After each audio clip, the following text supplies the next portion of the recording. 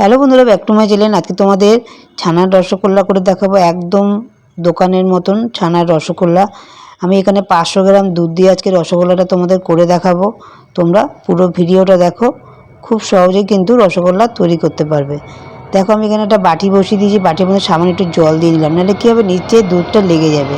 তারপর আমি 500 গ্রাম দুধ নিয়ে নিয়েছি, দুধটা পুরোটা ঢেলে নিলাম। এবারে দুধটাকে ভালো করে ফুটিয়ে নেব। গ্যাসটাকে জ্বালিয়ে দিচ্ছি।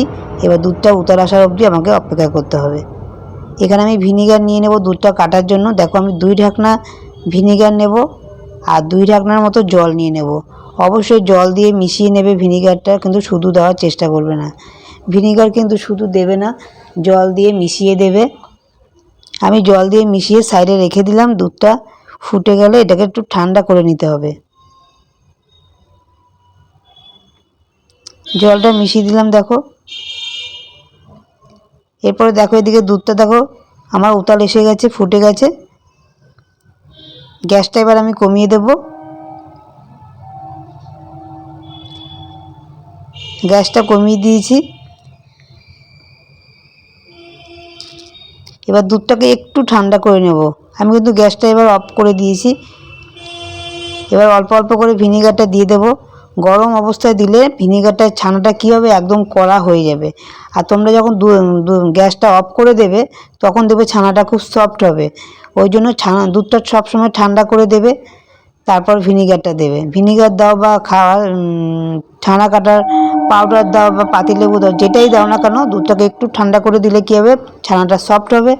আর গরম দুধের মধ্যে যদি দিতে থাকো তাহলে ছানাটা একদম কড়া হয়ে যাবে, শক্ত হয়ে যাবে। ওই জন্য সবসময় দুধটাকে ঠান্ডা করে দেবে। দেখো আমার ছানাটা কিন্তু কাটা হয়ে গেছে। এবার একটু জল দিয়ে ধুয়ে নেব। যেহেতু ভিনিগার দেওয়া আছে ওই জন্য ভালো করে উল্টে পাল্টে একটু ধুয়ে নিলাম আমি ছানাটাকে।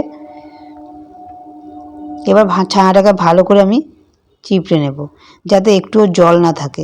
তোমাদের যদি হাতে সময় থাকে তাহলে তোমরা কি করবে, এটাকে চিপে জলটা ফেলে একটা কিছুর মধ্যে ঝুলিয়ে দেবে। তাহলে কী হবে, টোপ টোপ টোপ টোপ করে জলটা পড়বে।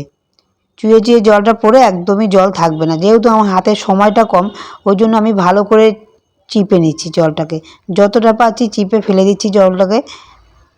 দেখো ভালো করে নিগড়ে নিচ্ছি কিন্তু, ঠিক আছে।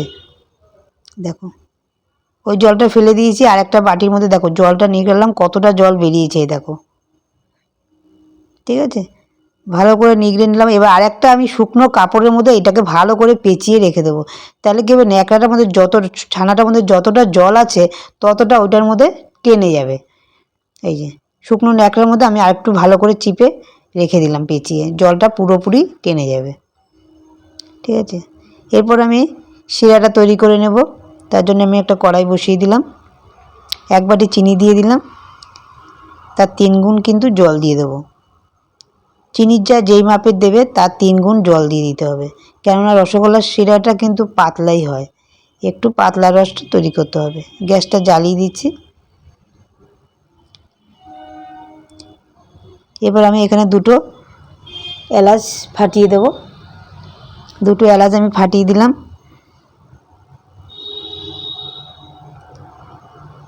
একটু নাড়াচাড়া করে দিলাম। এবার চিনির রসটা ভালোভাবে ফুটতে থাকুক, আমি ততক্ষণে রসগোল্লাটা তৈরি করে নেব। দেখো ছানাটা বার করে নিচ্ছি।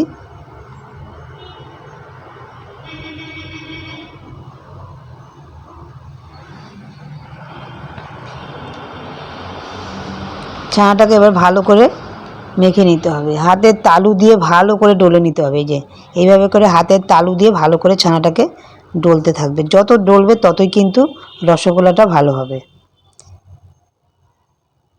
এটা একটু সময় নিয়ে করবে।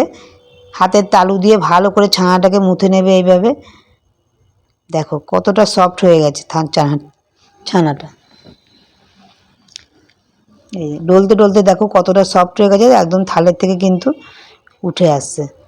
এই দেখো, দেখো থালটার মধ্যে থেকে একটু উঠে চলে আসছে, এত সুন্দর সফট হয়ে গেছে ছানাটা। এরপর আমি রসগোল্লাগুলো করে নেব ছোট ছোট।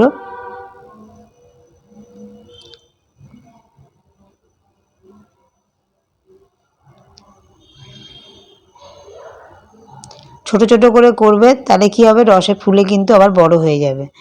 দেখো আমি এই সাইজের করছি। দেখবে কোনো দিকে যেন ফাটল না থাকে, তাহলে কিন্তু রসে দিলে ফেটে যাবে। একদম সুন্দর করে করবে, কোনো দিকে যেন ফাটল না থাকে।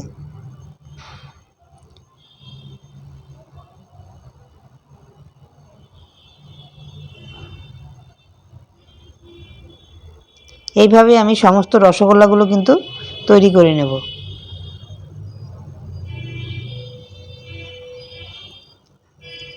সমস্ত রসগোল্লাগুলো আমি তৈরি করে নিয়েছি। এরপরে আমি রসে সব দিয়ে দেবো। ফুটন্ত রসের মধ্যে কিন্তু আমি পুরো দিয়ে দেবো রসগোল্লাগুলো। এরপরে ভালো করে আমি এটাকে ফুটিয়ে নেব। দেখো ফুটতে ফুটতে রসগোল্লাগুলো কত বড় হয়ে গেছে দেখো। এইভাবে করে ফুটিয়ে নিতে হবে রসগোল্লাগুলো।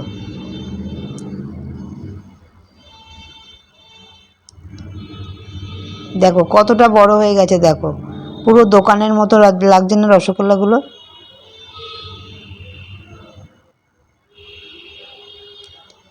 এবার একটু চামচ দিয়ে একটু উল্টে পাল্টে দেবে, তাহলে কিন্তু একদম সফট।